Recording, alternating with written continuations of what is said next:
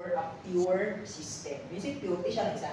Like for example, water. So tanan ang graph ni talks about only pure water pero at different phase. Solid water, liquid water, and gaseous water or your water vapor. Okay? Dito siya pwede sa mixture. Lagi na natin itsura sa diagram kung mixture na siya. Okay? Now, we have two equations that relates that will give us the relationship between the pressure and temperature at equilibrium. Ano lang boundaries niya? Diriga o ang ginatawag mga equilibrium. So take note that at equilibrium, your Gibbs free energy, the change in the Hertz is always zero. Okay? So these equations are actually equations sa nga rin ng mga lines. This is actually the equation of these lines. But please take note the difference between the two. It is Clapeyron, this is Clausius-Clapeyron. So you started with Clapeyron, but the Clapeyron is only applicable, but generally applicable on solid and liquid phases. Okay. Can I have it as the Clapeyron equation is applicable only for equilibrium between phases na wala ga-involve gas. Okay? So like solid liquid. Okay, tapos okay, sabi mo na no? Now, if it involves gas, we will use the Clausius-Clapeyron. Okay? So doon na nakabila.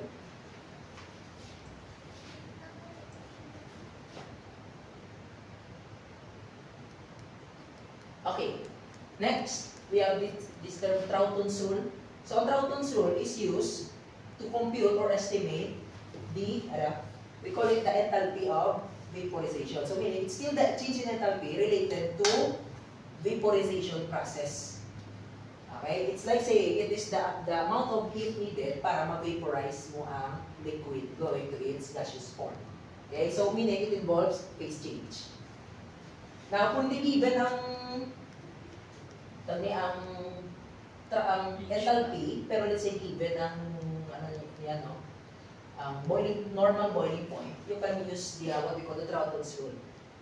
So for liquids, sabi liquid, kita gusto kami sumahon or estimate lang ang iyang enthalpy of vaporization at normal boiling point.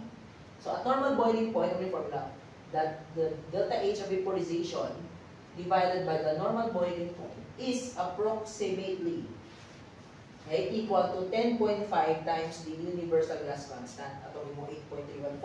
So meaning may value siya. It could be 21 in calories per mole or 88 in joules per mole. So from this, kung given, kung mula isang normal boiling point, may estimate nyo ang enthalpy of vaporization sa liquid by simply getting this, multiply nyo sa mga fix nyo, 88 cut 21. It depends on the unit. Okay, so that's your Troughton's rule.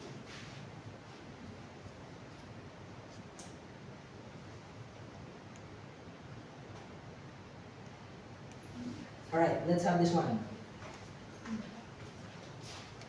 So, the vapor pressure of a liquid chloroform is 400 torr at 24.1 degrees Celsius, and it is 100 torr at negative 6.3 degrees Celsius. What is its delta H of vaporization? So again, this process involves anong nga phases? Siyempre, kung delta H back ang ginapangayo, it is in liquid and vapor. Right? Now, when may vapor be involved, we will use the Clausius-Clapeyron. Again, ang purpose ni Clausius-Clapeyron is, of course, it relates to pressures, to temperatures, and the enthalpy. So, since ang required there is the enthalpy of vaporization, tapos given kita sa duwa ka points, which is the pressure 1, then pressure 2, and then P1 and P2, we will use the Clausius-Clapeyron equation. Okay, again, ang gamiton, ito lang siya kay may gas na involved. So, your Clausius-Clapeyron is Ln of P2 over P1 equals negative delta H, since it's vaporization, over R, times 1 over T2 minus 1 over P1. Okay? It doesn't matter kung sino si P1 kag si T2 as long as fit mo siya sa formula in the correct order. So kung ipili mo T2 is 400, dapat ang T2 kung rin mo po 400, which is the 24.1. all in absolute temperature. It should be in Kelvin. Okay? So now, ang pressure, you don't really need to convert this because it's a ratio of pressures. Okay? So meaning, isa ni-convert mo na sa Pascal or sa mga unit, makancel out na ng conversion factor. So pwede na siya ln of 400 over 100 torr equals negative delta H back the unknown divided by your R, which is 8.314. Okay, so since ang P2 ko is 400, I will use P2 here, now put the 400, which is the 24.1. So 24.1 in Celsius, simuan ko absolute, I'll add to 73.15 minus 1 over negative 6.3 degrees Celsius, simuan absolute. Okay, that's it. Then we simply use your shift salt. Pwede nyo nila na-compute no? Yung pag-input sa calcul nga mo gitin kay base maubos ang figures ni calcul. You can compute this one first. Okay? Then, shift solve kaya ng calculator nyo, you can solve for the enthalpy of vaporization.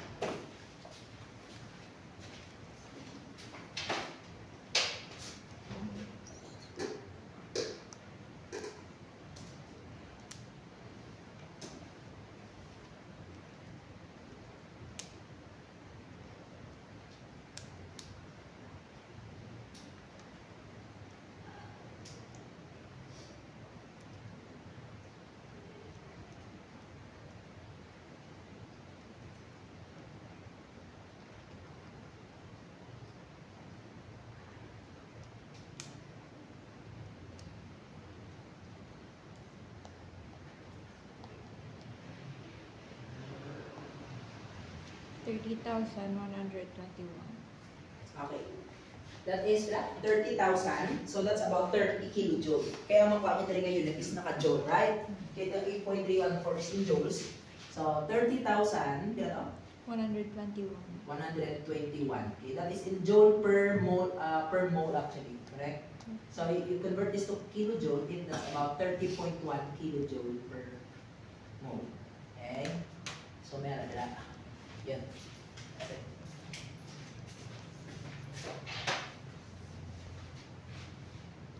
Okay, question dali guys.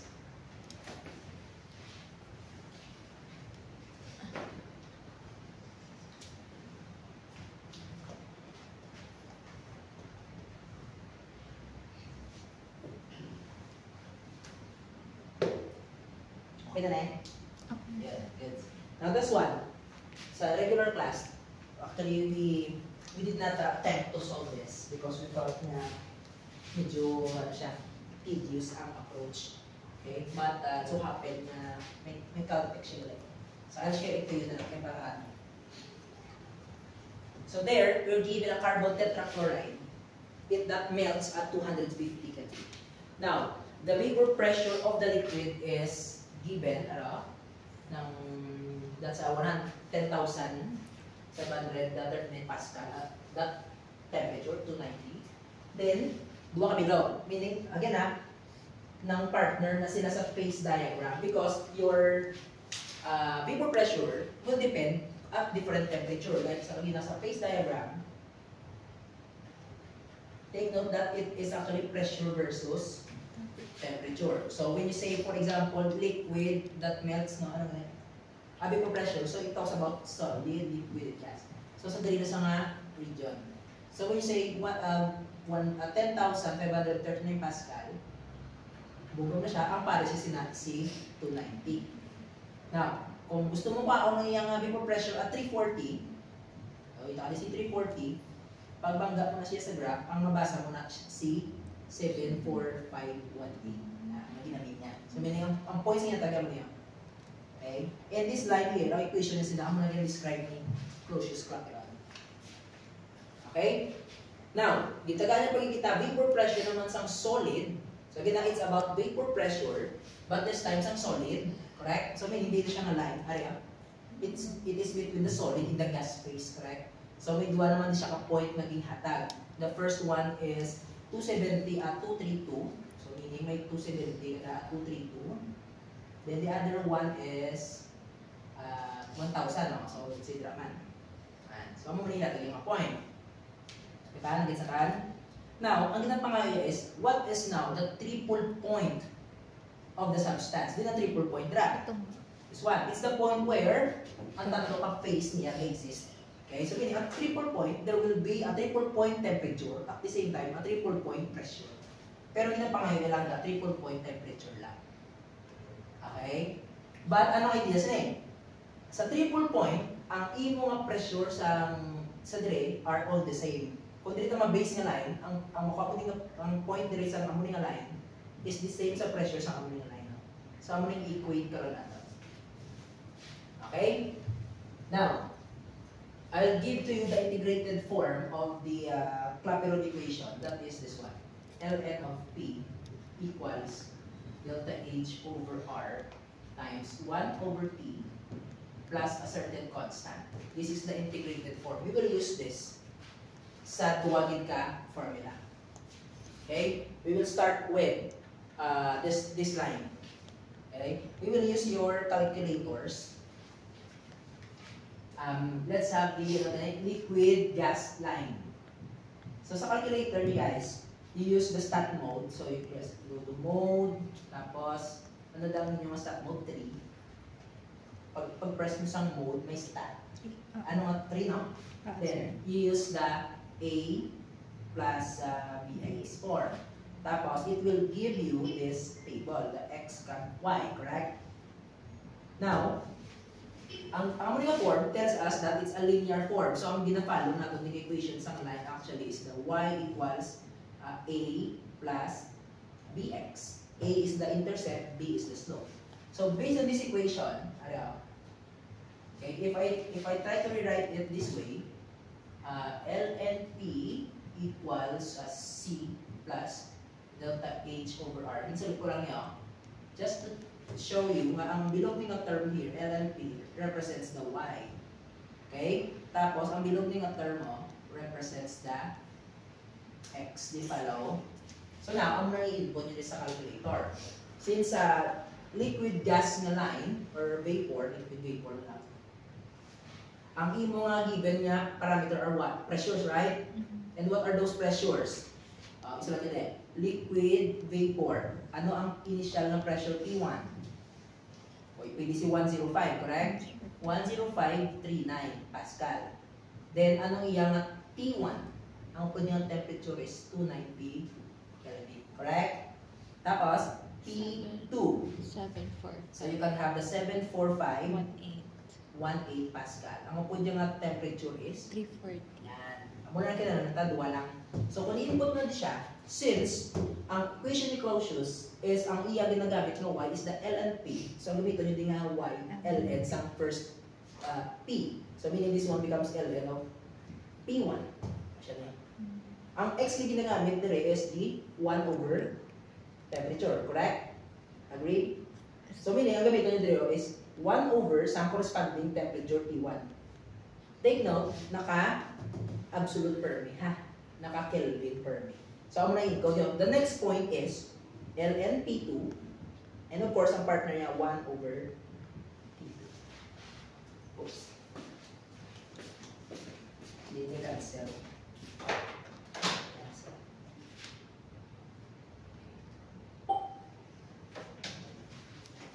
Di follow? Please tell me kung na-input nila. Again, for liquid, the vapor line siya. Di ba linear Mr. Stat 2, ano? Stat 3. Ah? Ano lang siya mo? 3 or 2? Linear pero Stat 2. May mode, may mode, Can you press AC again? Kasi mode. Ano yung mode? Ang may, 3. 3. Tapos, mode 3, 2. Nasa namin pa. Pero sa ang graph ko ba sa stat point, ang triple point bro? The curve, di ba? Because it's an estimate na dapat Ah, almost straight estimate line lang. siya. Okay. That's why dapat hindi siya lagyuan ng points mo.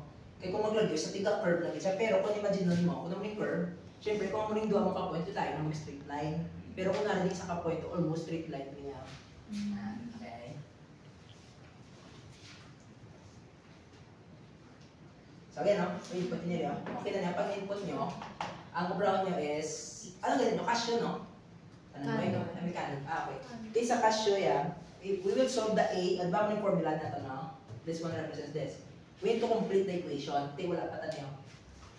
So, you need to solve for A and B. Ang B ang slope, ang A ang intercept. So, sa Casio, once you set up this one, you press AC, tapos ng shift 1, may stats sa babaw sa number 1. Shift, tapos number 1. Tapos regression. Sa Canon, ups ka mo diretso. Basta malabot yun ang reg na option. Then, nanda siya si A kag si B. So, you will get the value of A and B there.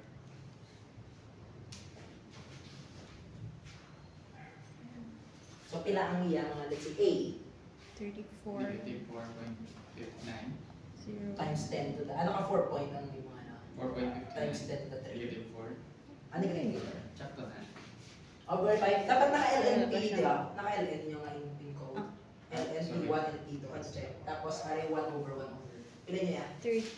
34.08. Ang ano na siya? A. Tira? 34.08. 34. Ako? Nakita ako ng salaw. Basta ako lang. Mode 3. A. B exponent. Mr. no? Saka linear. Sa linear ka mo dapat, A, ano mo, lin, da mo lin. Lin. Correct, correct. Sige Sige na, ako, ganyan check di ko ba? lang. So again, ang muna ito ng working equation, no? Okay, so here, ang inyong nga C, Kailan yung mga pa sa siya A? yung intercept, ha? 22 point ano na. Ano? Ang A. Ang A, sige, 20 positive, Oo. 22.86. Ang B, ah, 22. Negative 3.7. 3 Negative 3857.14. point, yan, complete na sa buong A and B. So again, based on this equation, ang A kag B nga nakuha nyo represent si A, yung muna siyang C, ang ano dito sa mga 4. Ang B nyo is the, is the slope, the delta H over R. Correct? Ano lang yung tupok na. Tama? So ang complete nyo nga equation sa line becomes ln P equals ang B, which is the negative 3857.4, okay, times 1 over T, okay, tapos plus 22.86. This is now your liquid vapor line equation. Okay, so may siya na ni ang part sa damo ni nga curve, kay nag-base ka do ka point, ha? Siya ni. Okay? Estimate na. Now, you go to solid vapor line. So, solid vapor line, still the same general equation, ln P equals delta H, pero kay solid vapor, sublimation. So, yan. Times 1 over T plus C. So, this time, mo ni P3 ka P4. Ang P3, ang mga ibig ano, that is 270 Pascal. Tapos, ang iya nga P3 is 232 Kelvin. P4 is the next pressure, 1092 Pascal. And 250. Tapos, you do the same. Again, start mode. So, again, ln P, P3, ln P4, tapos 1 over T3 and 1 over T4. Then, we will complete this. What is A and B now? Based on this.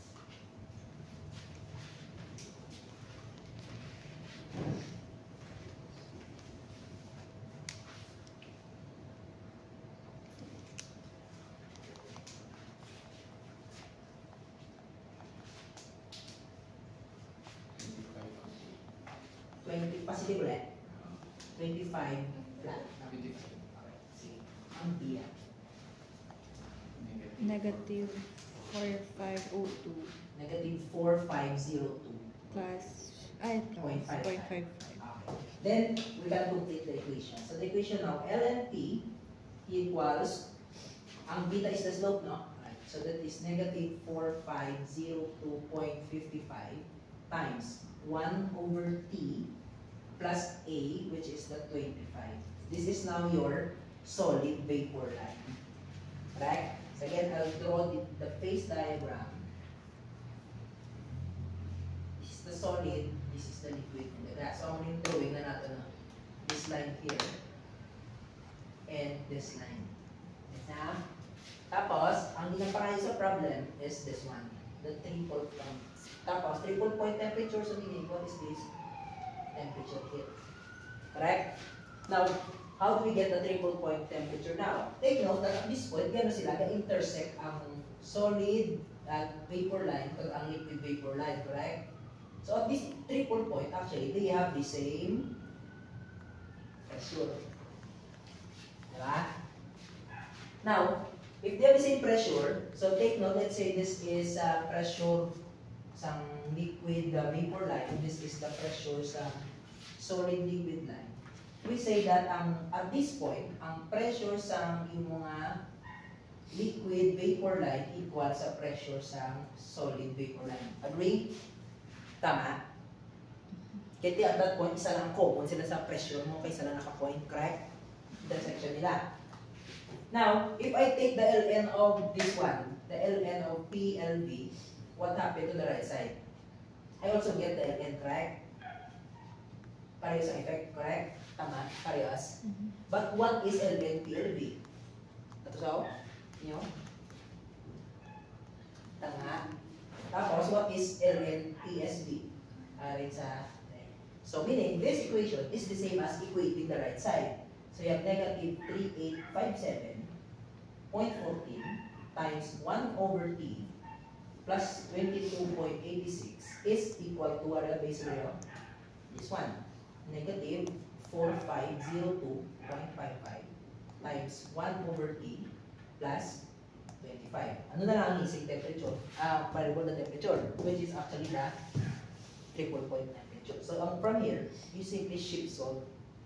Okay? Now, ang trick dito guys, para hindi mabula sa calculator nyo, instead nga inputting 1 over x, timuon nyo na nila ng x. So, ang makuha nyo din yung x, i-reciprocate nyo ba na?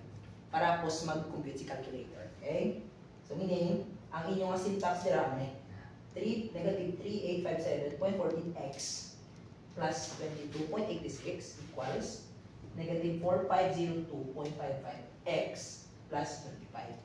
Tapos, shift solve. Ang makuha nyo ng x is the reciprocal of the triple point temperature. So, para makuha mo ang triple point temperature, i-reciprocate mo 1 over sa answer mo na karoon. Okay?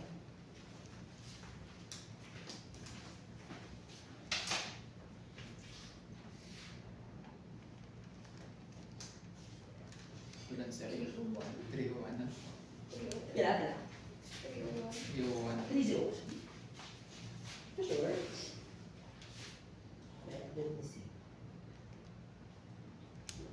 Negative na, di ba? 4502.